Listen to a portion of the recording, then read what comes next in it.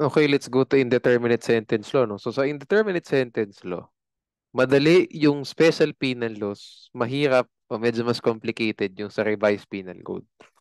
Okay? So, before natin itackle yung mga graduation of penalties na yan, mga lower degree, whatever, itackle muna natin mula sa baba pataas, no? So, una muna natin itackle, ano ba yung mga exceptions, no? When will the indeterminate sentence law not apply? Okay? After na itackle natin yung application kapag special penal laws, then lastly, itackle natin kapag revised penal code na yung crime. Okay. So, when does islaw, no, not apply? Okay. So, ang mga kailangan yung tandaan dito, no? Kasi crime 1 pa lang naman to, no? Huwag tayong mag-focus dito sa mga specific crimes. Let's focus instead dito sa mga penalties na to. Okay? So, ano yan So, merong apat.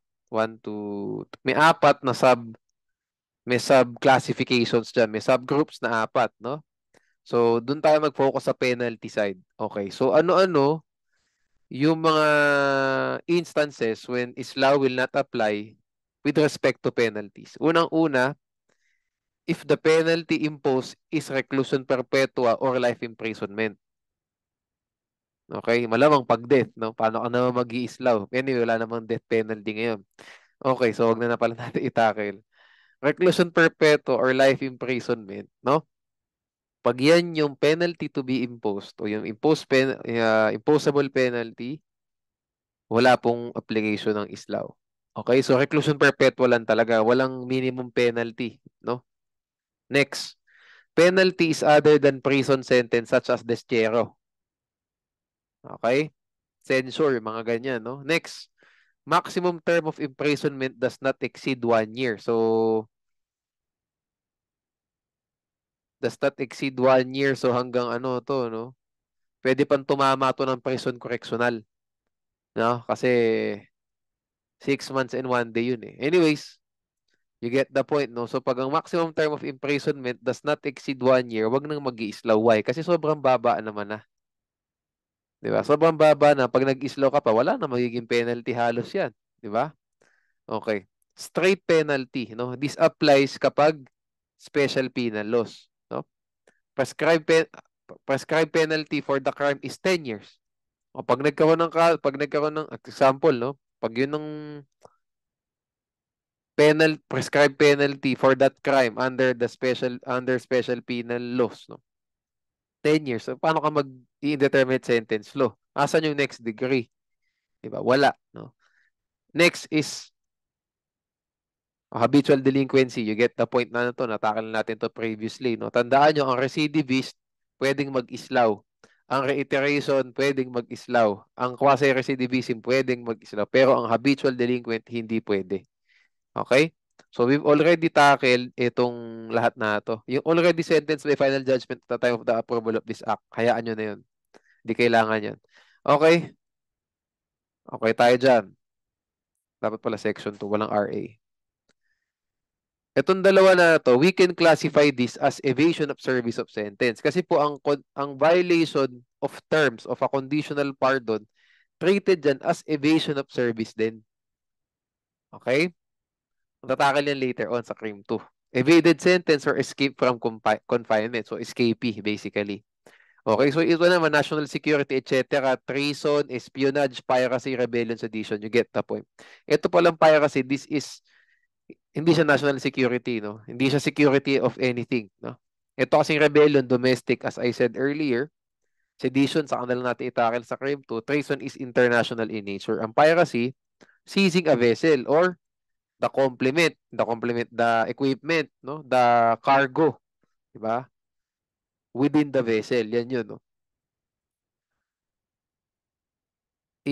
Under the revised penal code kapag within the Philippine waters or in the high seas, no?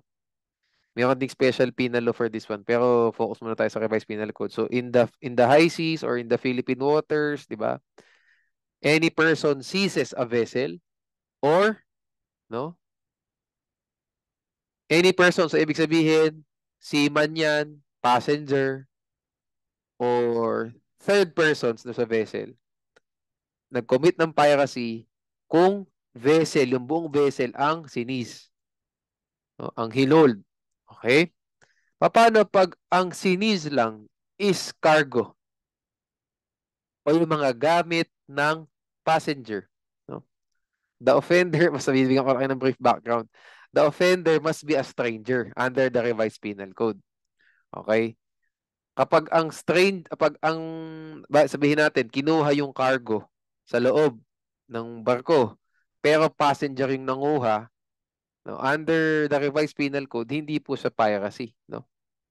Robbery lang siya or theft. Anyway, I'm just giving you a brief background for piracy. Basically, nagnakaw ng barko o nagnakaw ng gamit sa barko. Yun lang yun. Okay? So, itong isang cluster yan, no? Isang group yan. Yung ABC na to, no? Next group, itong conditional pardon but violated. Evaded service of sentence, escape from confinement. Next ito, yan. And then last itong habitual delinquent. So, saan po kayo normally matatanong dito sa exceptions na to? Kung matatanong man kayo dito sa reclusion perpetua, life imprisonment, at saka dito sa maximum term of imprisonment does not exceed 1 year. Example, less serious physical injuries. Ang less serious physical injuries, arresto mayor lang ang prescribed penalty. Arresto mayor hanggang 6 months lang. So pag yan ang penalty ng crime na nakomit, wala pong islaw na mag-a-apply. Tandaan niyo yan. Same thing for slight physical injuries. Okay? Anyway, sasabihin naman sa exam nyo kung ano naman yung prescribed penalty for that crime eh. Kasi pwede ring theft eh.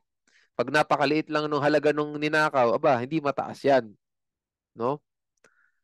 So, ganun, no? Slander, ganun din, mababa lang. No? Okay.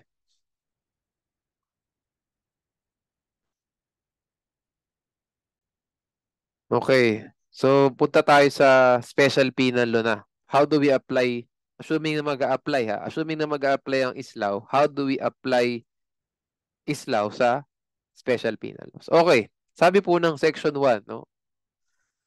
The courts, no? The court shall sentence the accused to an indeterminate sentence, the maximum term of which shall not exceed the maximum fixed by the law, and the minimum of which, minimum na lang, the minimum term of which shall not be less than that prescribed by law. However, tandaan natin, in the case of kahulugan versus people, if the special law adopts the nomenclatures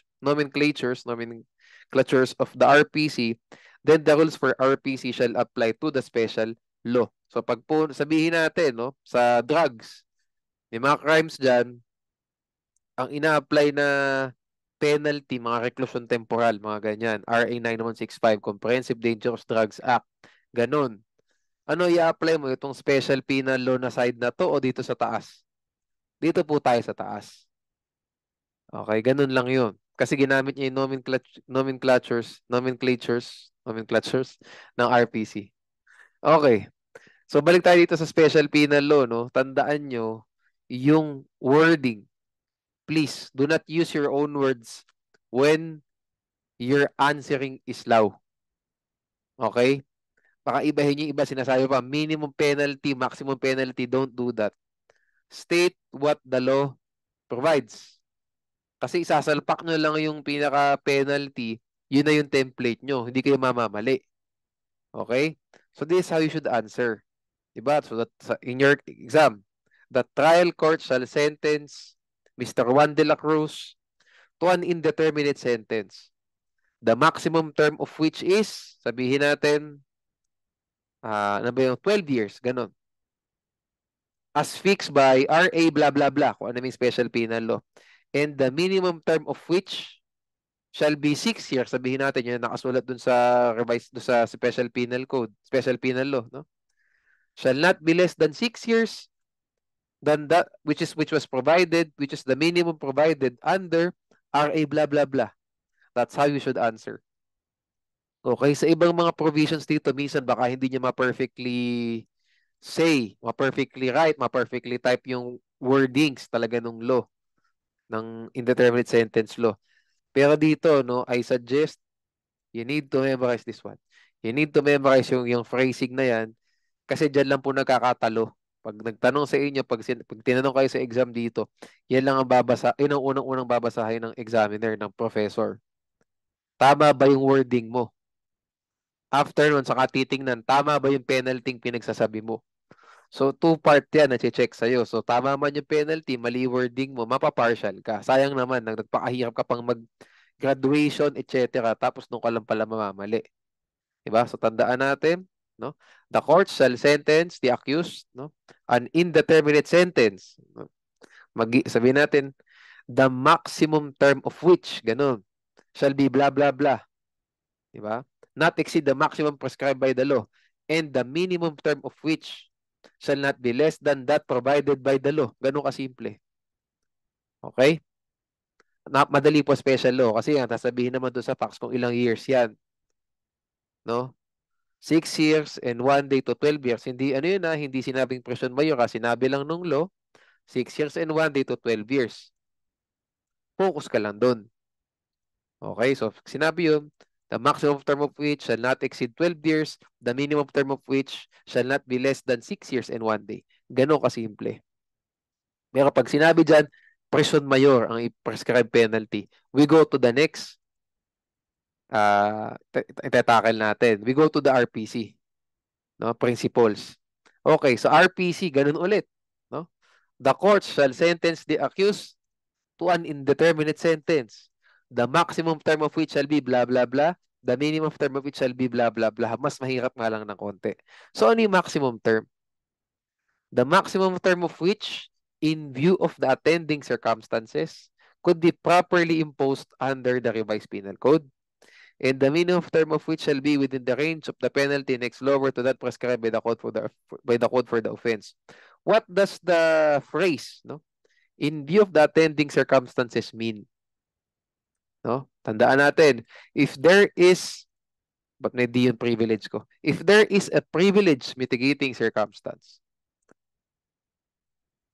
ibig sabihin in view of the attending circumstances na yan, if there is a privilege mitigating circumstance, the starting point for determining the minimum, the starting point for determining the maximum term.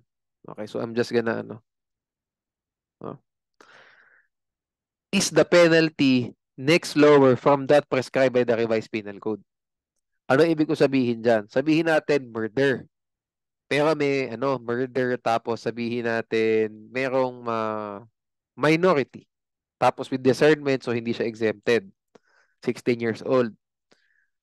Ano yung starting point mo to determine the maximum term? Ganyan yung pag tinakal niyo po ito para madali.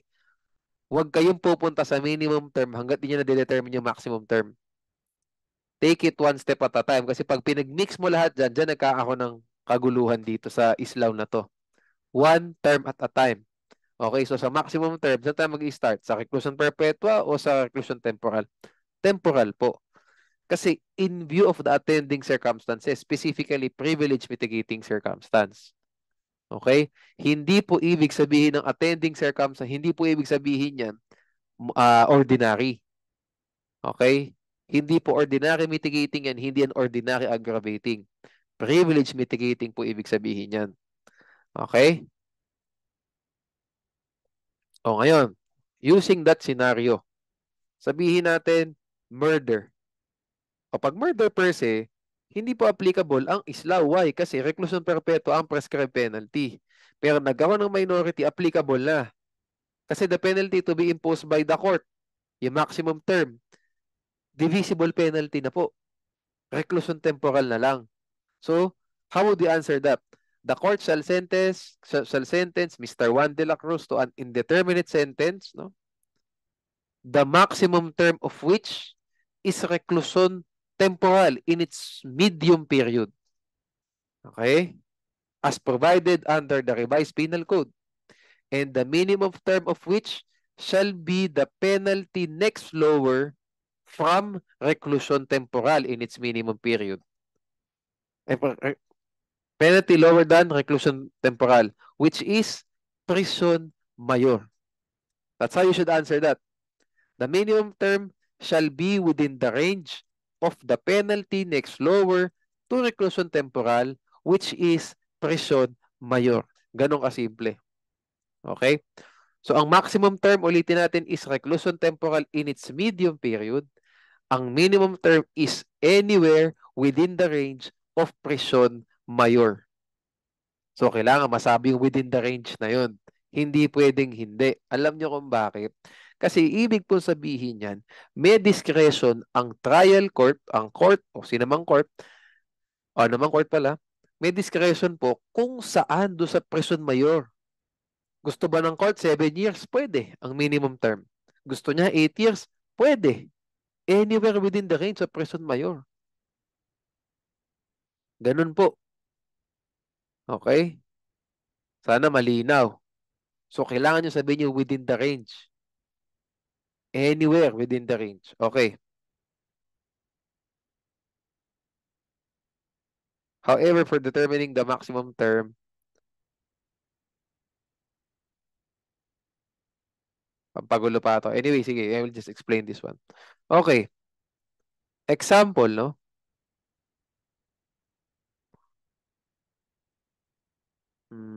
Wait.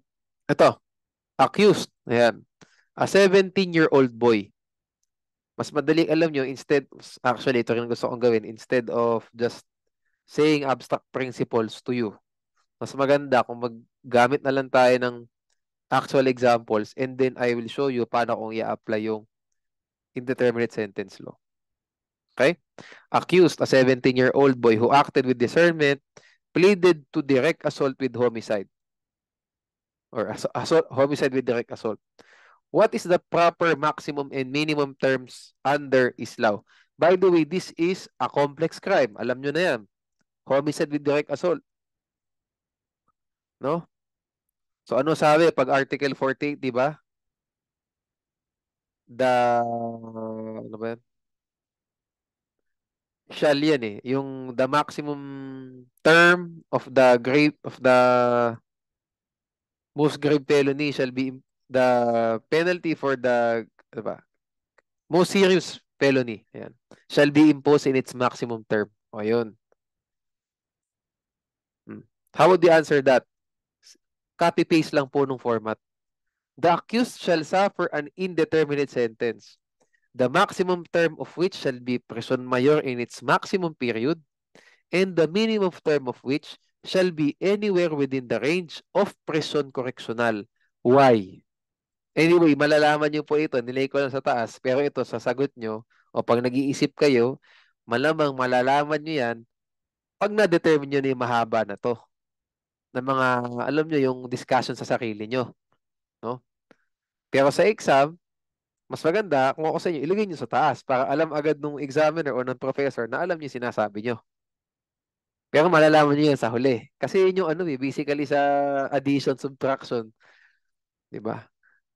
Doon nyo lang malalaman yung total di ba? After nyo ma-deduct, taas, baba, lahat, etc. Okay, so sabi ko nga sa inyo, one by one natin i-determine. Okay? For the maximum term, no? How do we determine that? No?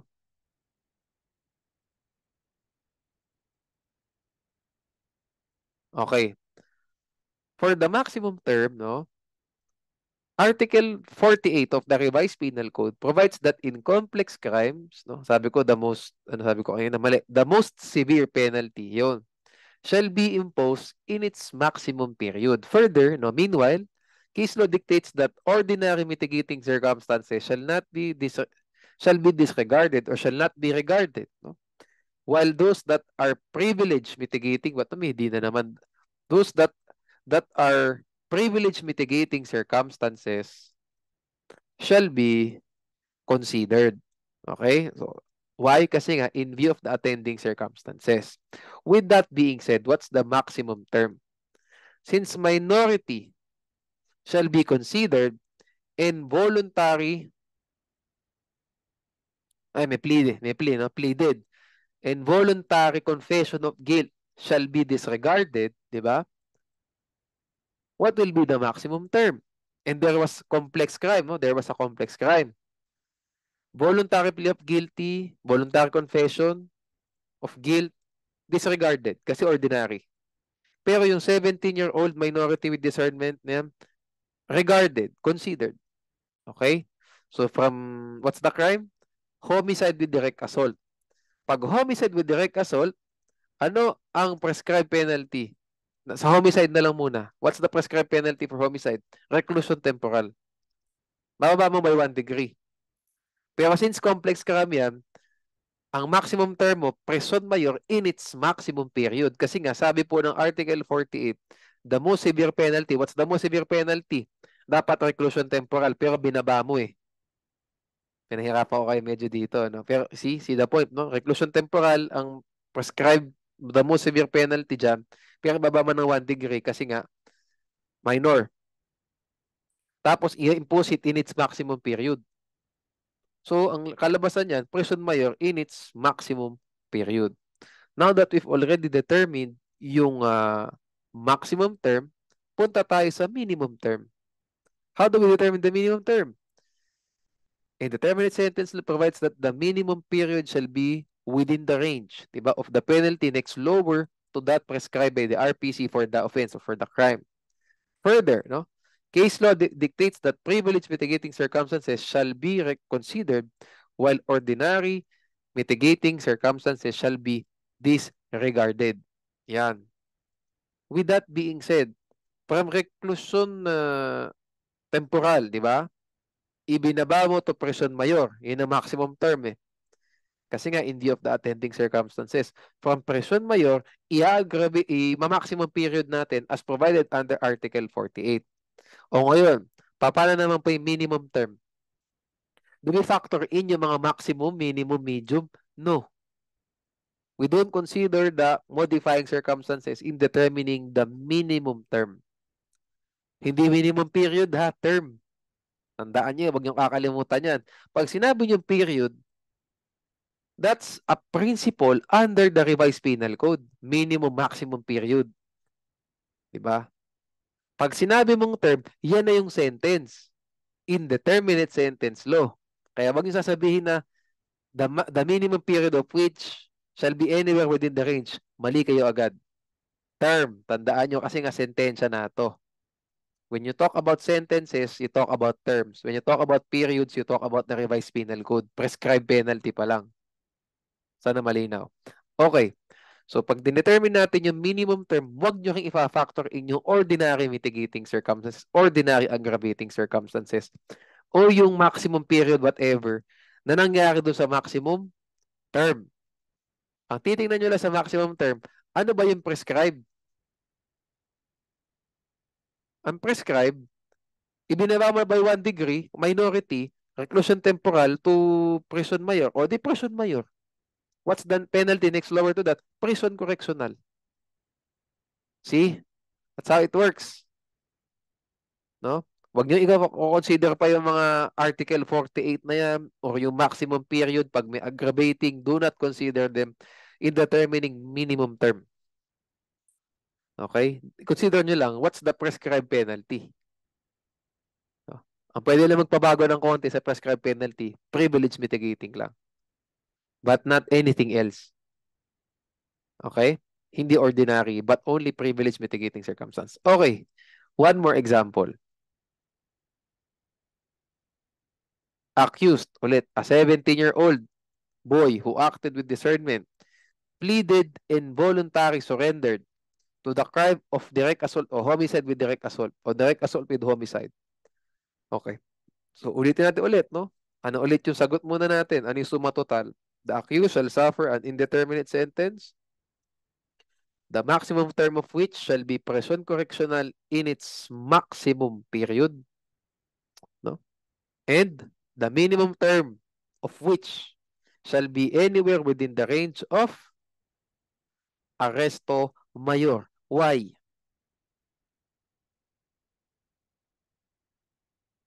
By the way, attorney, hindi pa papasok to sa ano? Pag pinreson correctional, hindi ba siya papasok? Preson correctional lang ah. Medium period yan. Pag lang sinabi. Paano pag preson correctional lang ang sinabi? Hindi ba siya exception under Islaw dito sa does not exceed 1 year? No. No? No po, no? Kasi medium period ng present correctional yun. Lalagpas ng 1 year yan. So, is law applies. And since is law applies, we do this, no? Okay. How do we determine the maximum term? Oh, tandaan nyo, ordinary mitigating, ordinary aggravating, wag muna natin i-consider sa simula. Hmm. What's the penalty dito sa homicide with direct assault? Reclusion temporal. Diba? Kasi yun yung most severe penalty. No? Diba? Okay. Minority, 1 degree lower. So, ino na, prison mayor na lang. Tapos, nag-voluntary confession of guilt, nag-voluntary plea of guilty, at saka nag-voluntary surrender. 1 degree lower ulit as provided dito sa two mitigating, no aggravating, di ba? O divisible penalty naman ng prison mayor, so pwede pang ibaba ulit. So ano ngayon ang magiging penalty? Prison correctional. Pero sabi po ng Article 48, shall be imposed in its maximum period. So ngayon, the penalty, ang maximum term natin, prison correctional in its maximum period. With that being said, nasolve na natin yung maximum term. Punta tayo ngayon sa minimum term. Minimum term. O ano sabi ulit ng indeterminate sentence law? Di ba? Anywhere within the range of the penalty next lower than that prescribed under the revised penal code. So ano mas mababa sa prison correctional? Arresto mayor. We don't consider muna yung maximum period na ibinigay sa atin ng Article 48. Basta prison correctional lang. Oh. What's the next penalty? What's the next lower penalty sa degrees? Arresto mayor. Anywhere within the range of arresto mayor. So, pwedeng gawin ng court dyan, ang maximum term dyan of prison correctional, sabihin natin 5 years. Ganun. And ano yung minimum term? 2 months. Pwede yan. Anywhere within the range of arresto mayor eh. By the way, ganun po yan. Pag tayo, pag sumasagot tayo, ganyan lang ang itsura. Pero kung makikita nyo po yan sa dispositive portion ng mga kaso, hindi anywhere within the range ang nakalagay. Lalagyan po ng specific period ng court yan kasi they're the ones who can decide eh. Diba? They're the ones who decides, di ba? They're the ones who decide the cases. So, ang mangyayari dyan, pag nasa court, no, pag yung dispositive person, the accused shall suffer an indeterminate sentence, the maximum term of which shall be 5 years of prison correctional. Ganon ang itsura. And the minimum term of which shall be 2 months of arresto mayor. Ganon. Instead na in its maximum period ang nakalagay dyan, meron silang specific time, specific years, no? Nalalagay dyan. Sa anywhere within the range, maglalagay din sila ng specific months. 2 months, 3 months, 4 months. Ikaw ba, di ba? Court ang bahala dyan. Sige, ganun po. Kaya kailangan nyo masabi yung anywhere within the range na yan kasi yan lang ang kaya natin gawin, di ba? As examinees, as students, no? Pag wala yan, kulang ang sagot nyo. Anyway, you get the point, no? You get the point. Ang ipa-factor inyo lang yung privilege mitigating pababa. Hindi naman tumataas ang crime unless qualified aggravating. Pero pag sinabi mo kasing qualified aggravating, nagbago na yung crime. So, ibang usapan na yun. Di ba? Okay. Pero yung mga bababa yung degree na yan, privilege. O doon, pwede mong i-factor in yan sa maximum term and sa minimum term. Yun. Pero sa minimum term, hindi mo pwedeng i-factor in yung ordinary. Or in this case, yung Article 48. Hindi mo pwedeng i-factor in yan. Pwede mo lang i-factor in. Nung ibinaba mo na yung degrees nung maximum term as applied or applying yung privilege mitigating. But not the ordinary mitigating, not the ordinary aggravating, not the special aggravating. Hindi po. Okay? Please remember that. No? Actually, kung aayusin ko nga ito para mas madali tayong lahat, pagagawa ko sa inyo, no, anyway, kasi ito, combination na ng lahat eh. Ang gawin nyo muna, i-determine nyo muna yung maximum term Wala muna yung minimum period, medium period, maximum period. Huwag niyo munang i-apply yung mga pampataas ng period. Ang i-apply nyo lang, paano magpapababa ng degree. Pag na-apply nyo na yun, at saka nyo tingnan yung minimum term. Anywhere within the range of the minimum term. After nun, saka nyo balikan yung maximum term at saka nyo nakunin kung may ordinary aggravating ba, may ordinary mitigating ba, may special aggravating ba, and so on and so forth. So maximum term muna, degrees muna, then minimum term, 1 degree lower, and then lastly, ang panghuli mo, balik ka ulit ng maximum, tingnan mo na, maximum ba dapat doon sa degree na yon? Minimum ba dapat o medium ba dapat? See? Sa ibang period, iba yung degree.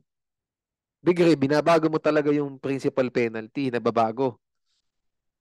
Pag period, same pa rin ang penalty, nag-iiba lang yung maximum, minimum, whatever.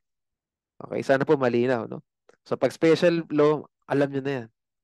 6 years and 1 dito 12 years. Eh di ang maximum term, shall be 12 years. Diba? Minimum term shall not be less than, maximum term shall not exceed 12 years as provided under the special penal law. And the minimum term, no, shall not be less than, or shall not be less than 6 years and 1 day. Ganun lang yun. O pag court ang nag-impose niyan, may specific dates. Maximum term of which shall be 10 years and the minimum term of which shall be 7 years. Ganun. Kasi nga, they have the power to do that. Tayo kasi, range lang tayo. Okay? So, next video natin, no, dito na tayo sa execution and service. No? Dito natin matatakil yung threefold rule, yung, I think matatapos na tayo, no, yung probation law, Community Service Act, and so on and so forth. Okay.